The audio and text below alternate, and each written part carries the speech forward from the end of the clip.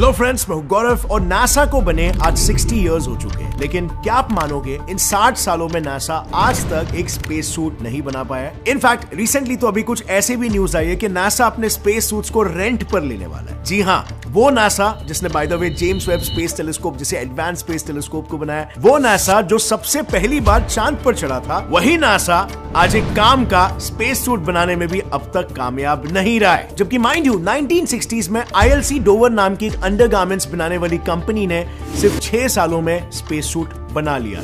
Like literally Neil Armstrong ने खुद इसी स्पेस सूट को पहनकर चांद पर अपने पहले कदम रखे। और आज के इतने मॉडर्न जमाने में नासा अपने एस्ट्रोनॉट्स को वही 1974 के जमाने के स्पेस सूट्स बार बार रिफर्बिश करके पहनाते जा रहा है। एक्चुअली बात यह है ना, उस वक्त 1974 में स्पेस शटल प्रोग्राम के लिए ILC डोवर ने नासा के लिए टोटल 18 सूट्स को डिलीवर किया था, जिनकी मैक्सिमम लाइफ स्पैन ओरिजिनली सिर्फ 15 साल ही रखी गई। But then even though the guidelines were pretty clear, हुआ यूं कि उन 18 स्पेस सूट्स को रिफर्बिश कर करके नासा आज तक उन्हें बस चलाया जा रहा है। और अब उनमें से 4 ही space suits flight ready condition में बचे हैं, बाकी सब तबाह हो चुके हैं। एक सूट जो था वो सिर्फ और सिर्फ सर्टिफिकेशन के लिए बनाया गया था, दूसरा जो था वो अनफॉर्चुनेटली ग्राउंड टेस्टिंग के वक्त बर्बाद हो गया, और फिर दो ऐसे 4 सूट्स 1986 के चैलेंजर डिजास्टर और 2003 के कोलंबिया डिजास्टर में खत्म हो गए। और फाइनली एक सूट स्पेसएक्स के रॉकेट एक्सप्लोजन में डिस्ट्रॉय हो गया, जो बाय द वे अभी रिसेंटली 2015 में ISS के लिए कार्गो लेकर उड़ा था। यानी अगर मोटा मोटा देखे तो 18 में से करीब 7 तो ऐसे ही वेस्ट हो गए, बचे सिर्फ 11। अब उनके साथ क्या हुआ? उनके बारे में बस इतना समझ लो कि फिलहाल इस वक्त उसमें से सिर्फ 4 ही है जो फ्लाइट रेडी कंडीशन में बचे हुए हैं, और 7 स्पेस सूट्स फिर से रफू किए जा रहे हैं आगे फ्लाइट रेडी बनाने के लिए। मतलब जरा सोच कर देखो, हम मेडिकल इक्विपमेंट्स को रफू नहीं करते, हम उन्हें रिफर्बिश नहीं करते, हम नया परचेस कर लेते हैं। यहाँ पर स्पेस सूट्स की बात चल रही है। कितना डेंजरस हो सकता है ये? क्या नासा लिटरली अपने एस्ट्रोनॉट्स की जान के साथ खेल रहा है, जबकि उन्हें अच्छी तरीके से पता है स्पेस के खतरनाक एनवायरनमेंट में एस्ट्रोनॉट्स की जान उन चीजों से खतरे में पड़ सकती है जो शायद पृथ्वी पर रहने वालों को मामूली सी लग रही है। मिसाल के तौर पर साल 2000 में नासा एस्ट्रोनॉट कार्लोस नोरिगिया जब अपनी एक्स्ट्रा व्हीकुलर एक्टिविटी EVA या सिंपली स्पेस वॉक करके ISS पर वापस लौट रहा था, तब हेलमेट के अंदर मौजूद पाइप से पानी पीते वक्त गलती से पानी उनके विंड पाइप में चला गया और वो हेलमेट के अंदर ही जोर जोर से खांसने लगे। अब पृथ्वी पर हम जैसे लोगों के लिए ये एक आम बात है, पर उनके लिए वो बिल्कुल नहीं थी।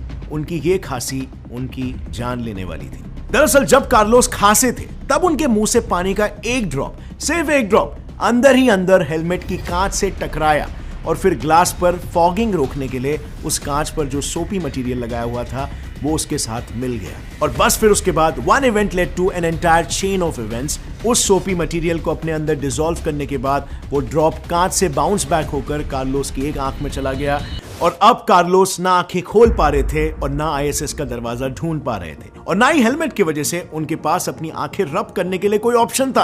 और फिर फाइनली कुछ वक्त बाद जब उनके को एस्ट्रोनॉट्स को यह पता चला कि कार्लोस के साथ कुछ हुआ था, तब जाके उन्होंने उनकी मदद की। वरना गलती से भी अगर कार्लोस का ISS के साथ लगा हुक और हाथ दोनों छूट जाते तो वो कहीं स्पेस की गहराइयों में, अंधेरों में खो जाते थे। पर ये इकलौता ऐसा इंसिडेंट नहीं है जो बस वंस इन अ वाइल किसी के साथ हुआ हो।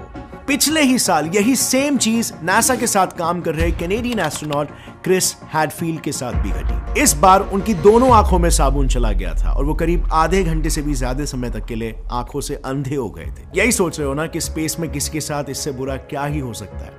2013 की घटना के बारे में बताता हूं। यूरोपियन स्पेस एजेंसी के एस्ट्रोनॉट लूका पार्मितानो अपने ही हेलमेट में डूबते डूबते बचे थे। एक्चुअली लूका ISS के बाहर जब अपना 36 स्पेस एक्सपीडिशन परफॉर्म कर रहे थे, तब अचानक से उनका हेलमेट पानी से भरने लगा और देखते ही देखते उसमें करीब 1.5 लीटर पानी भर गया। हालात कुछ ऐसे हो गए थे कि लूका का स्पेस वॉक अगले 1 घंटे तक चलने वाला था, और ऐसी हालत में हेलमेट के अंदर भरा पानी स्पेस की जीरो ग्रेविटी में एक बड़े से 1.5 लीटर के बबल के रूप में कभी लूका के कान में घुसता, कभी नाक में, तो कभी उनके मुंह में। एंड माइंड यू, इस बार तो ये किसी ड्रिंकिंग बैग का भी इशू नहीं था। इस बार ये उनके स्पेस सूट के कूलिंग सिस्टम से लीक हुआ पानी था, जिसे पीने से भी एस्ट्रोनॉट्स बुरी तरीके से बीमार पड़ सकते थे। इस इंसिडेंट के बाद नासा और उनके साथ कोलैबोरेट करने वाली ESA इन दोनों ने अपने स्पेस सूट्स में एब्जॉर्बिंग पैड्स लगाना भी शुरू कर दिए। हालांकि फिर से इसी साल मार्च में एक सिमिलर घटना घटी और इस बार दोनों ही स्पेस एजेंसीज के पास इससे रिलेटेड कोई जवाब नहीं था और आज भी उनकी लापरवाही यूं ही जारी है। रिसेंटली 2019 में नासा को अपना पहला ऑल फीमेल स्पेसवॉक एक इनडेफिनिट टाइम के लिए सिर्फ इसीलिए पोस्टपोन करना पड़ गया क्योंकि उन्हें पता ही नहीं था कि उनके पास स्पेस स्टेशन पर बस एक ही मीडियम साइज स्पेस सूट बचा हुआ है जो सिर्फ कोई एक ही फीमेल एस्ट्रोनॉट पहन सकती थी। अब यार इतनी लापरवाही। नासा तो एक गवर्नमेंट एंटिटी है और उसे लगातार एक स्टेबल हैवी फंडिंग मिल रही है, तो आखिर ये सेफ्टी चीजों के लिए ध्यान क्यों नहीं रखा जा रहा है? आखिर नासा को इन सभी चीजों में पैसे लगाने का डर क्यों सता रहा है? वेल, उससे पहले जरा इन स्पेस सूट डिजाइन्स पर नजर डालो, आप सब समझ जाओगे। देखो, ये जो डिजाइन है ना, ये नासा ने अपने अपोलो मिशंस के लिए इस्तेमाल किया था क्योंकि इनमें चांद की कांच जैसी शार्प डस्ट से बचाने के लिए पहले तो 12 परतों से लैस एक मोटा प्रेशर सूट दिया गया था और फिर उस मोटे प्रेशर सूट के बावजूद भी एस्ट्रोनॉट्स काफी आसानी से चांद पर टहले, इसीलिए उन्हें फ्लेक्सिबल और हल्का भी रखा गया था। लाइक आप मानोगे नहीं, ये स्पेस सूट्स अपने लाइफ सपोर्ट बैकपैक के साथ महज 81.6 किलोग्राम के ही हुआ करते थे, जो चांद की ग्रेविटी में और भी हल्के फील होते थे, जस्ट अराउंड 13 किलोग्राम्स। अब मे बी आप बोलो कि हल्का बोल रहे हो तो भारी है। वेल, अगर आप इसे अपने कपड़े से कंपेयर करोगे तो ऑफ कोर्स, पर अगर आप इसे एक्स्ट्रा वेहिकुलर मोबिलिटी यूनिट नाम के स्पेस सूट से कंपेयर करोगे जो आईएसएस के एस्ट्रोनॉट स्पेस वॉक के वक्त पहनते हैं, आप आसानी से नोटिस करोगे कि दोनों में करीब 60 किलो का डिफरेंस है, जो कि आईएसएस से कनेक्शन टूटने पर एस्ट्रोनॉट्स अपनी जान बचा सके इसीलिए ऐड किया गया था।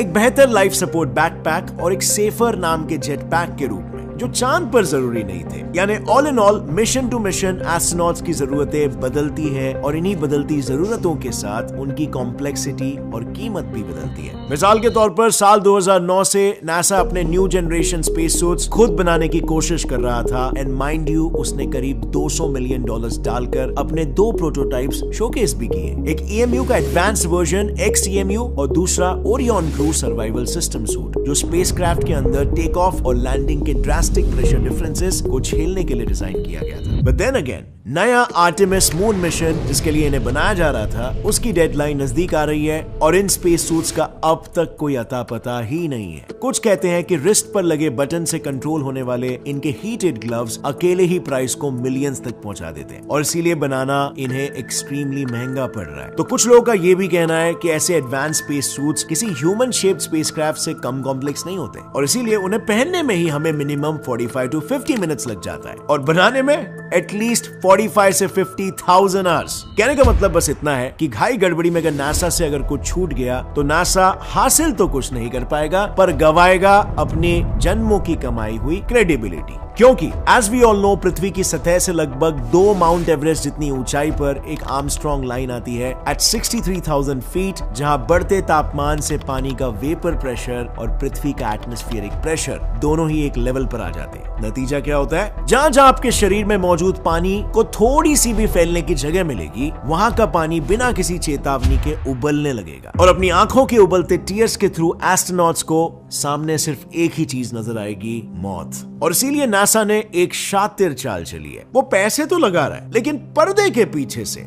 जरा खुद सोच कर देखो, नासा ने जिन 2 कंपनीज से $3.5 बिलियन डालकर स्पेस सूट्स रेंट करवा लिए हैं, उनमें से एक एक्सियोम स्पेस अभी 2016 में ही बना है, आज से बस 6 साल पहले। सो आखिर इस जल्दबाजी की वजह क्या है? क्या नासा जैसा एक साइंटिफिक गवर्नमेंट इंस्टीट्यूशन करप्शन के चलते साइंस नीचे और गवर्नमेंट ऊपर ला रहा है? वेल, नहीं, ऐसा कुछ भी नहीं है। असल में एक्सियोम स्पेस ने नासा के कॉन्ट्रैक्ट को हासिल करने के लिए मिड 60s में जेमिनी मिशन के लिए स्पेस सूट्स बनाने वाली द डेविड क्लार्क कंपनी के साथ टाई अप किया हुआ है, अलॉन्ग विद स्पेस इंडस्ट्री से जुड़े 5 और बड़े नाम। और रही बात सेकंड कॉन्ट्रैक्टर कॉलिंस एरोस्पेस की, तो इनकी तो हिस्ट्री ही अपोलो मिशन से जुड़ी हुई है। दरअसल कॉलिंस एरोस्पेस की लिनिएज ट्रेस बैक करने पर हमें हैमिल्टन स्टैंडर्ड तक लेके जाती है, जिसने अपोलो स्पेस सूट्स के लिए लाइफ सपोर्ट सिस्टम्स बनाए थे और उसी हैमिल्टन स्टैंडर्ड ने उस वक्त नासा के कॉन्ट्रैक्ट के लिए जिस ILC डोवर के साथ प्रेशर सूट्स के लिए टाई अप किया था, वही ILC डोवर आज कॉलिंस के साथ भी पार्टनरशिप में खड़ी है। यानी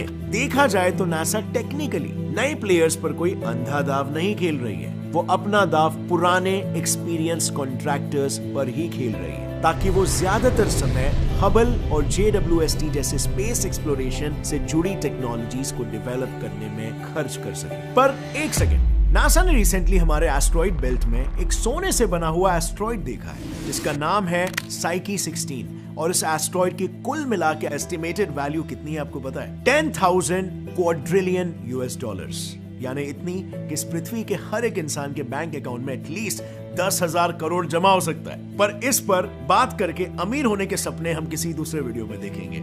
फिलहाल के लिए ये वीडियो आपको कैसा लगा मुझे नीचे कमेंट्स में बताना, और अगर इस वीडियो से आपको कुछ भी नया सीखने मिला एक लाइक जरूर ठोकना। And as always friends, stay curious, keep learning and keep growing. Jai Hind.